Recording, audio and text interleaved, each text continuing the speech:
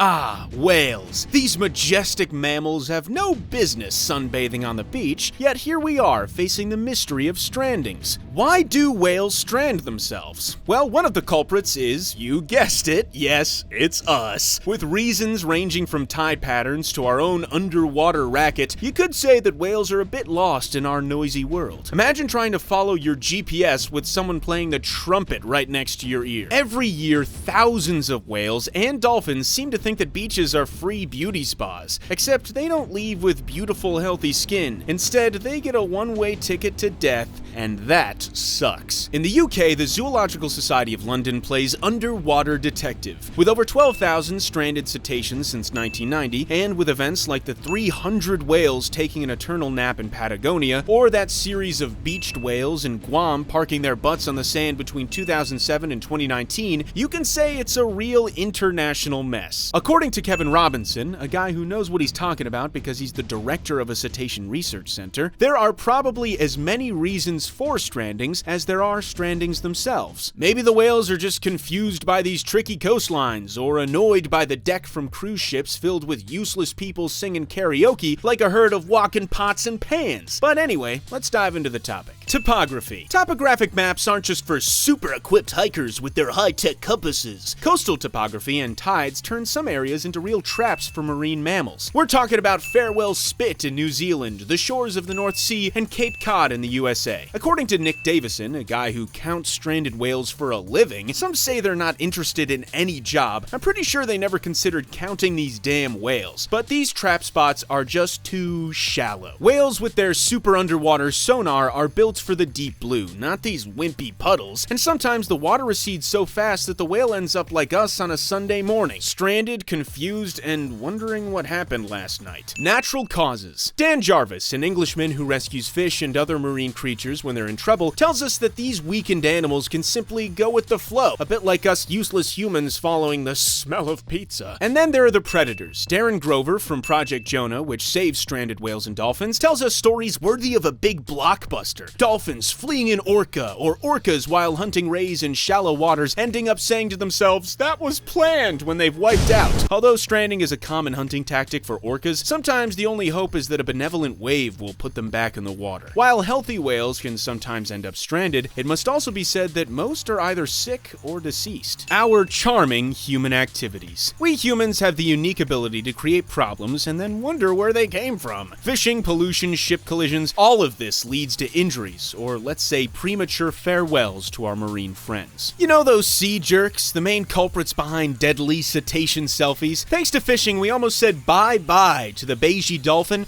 and the vaquita, the disappearing Pacific porpoise. Man's insatiable appetite for fish makes our marine buddies come closer to the shores, sometimes a bit too close for comfort. And pollution, oh, that sneaky darn thing. All those damn chemicals end up in our ocean. Rob DeVille from the Cetacean Strandings Investigation Program in London tells us that some sick cetaceans might even have a premium subscription to these chemicals. And let's not forget plastic, which can entangle, poison, or just crash the party inside these creatures' bodies. Then there's the big ol' ship coming in. Imagine you're taking a nice bath and a bulldozer comes charging at you. That's what whales feel like during a collision. Ouch. The ocean, a perpetual noise all night long. If the ocean were a nightclub, whales would be the DJs, masters of the sound waves. But sometimes humans decide to bring their own music, like those jerks on public transport who blast their music through the speaker, and it's rarely harmonious. The sounds of sonar, seismic surveys, it messes up the whale's musical groove. Some, like beaked whales, really don't appreciate this playlist. Kevin Robinson tells us, imagine trying to order a spritz in an ultra-loud nightclub while having a migraine. Hard to hear, navigate, or do anything. Because of this noise, whales sometimes can't balance the pressure when they dive, and without a dive, there's no dinner. Weakened, they drift until nature, or rather a beach, reminds them of reality. Even simple navigation gets disrupted and sometimes causes whale strandings, like a boat without radar in a raging storm crashing against the rocks. Group strandings. When two or more cetaceans end up on the sand, it's called a mass stranding. This usually happens with highly social whales whales like pilot whales, also known as globicephalene. Think of them as those friends who, even if one of them chooses the worst restaurant in town, will still follow along. Their group instinct is so strong that if you come across a stranded group and you take some individuals back into the water, if they hear the cries of those still on the beach, they'll turn around and strand themselves again, unable to think for themselves and reason. A real ordeal for rescuers. Survival odds on the beach. A beached cetacean is like you after eating like a pig. The weight of the animal, normally supported by water, crashes onto the land. Toxins build up, the sun beats down, and ironically, this marine creature can even drown if water gets into its belly during high tide. If you come across a beached whale, don't treat it like a deflated, inflatable toy. Report it, then let the pros do their job, because you're gonna do some irreversible crazy stuff. Upsides. Strandings give scientists a better grip on these creatures, especially the ones that are like, "I prefer to stay mysterious, leave me alone," like beaked whales. Necropsies, though sad, tell a story. It's a window into their life, not just their death. And then the more strandings there are, the more it could mean the population is healthy. It's a bit counterintuitive, but that's nature for you. In Scotland, the absence of orca strandings shows there aren't many left, while in England, an increase in humpback whale strandings might indicate a rise in their population since whaling was banned. In the end, what can be a tragedy for an individual could be a sign of hope for the species. Life's complicated, but what's dead easy is clicking on the next video.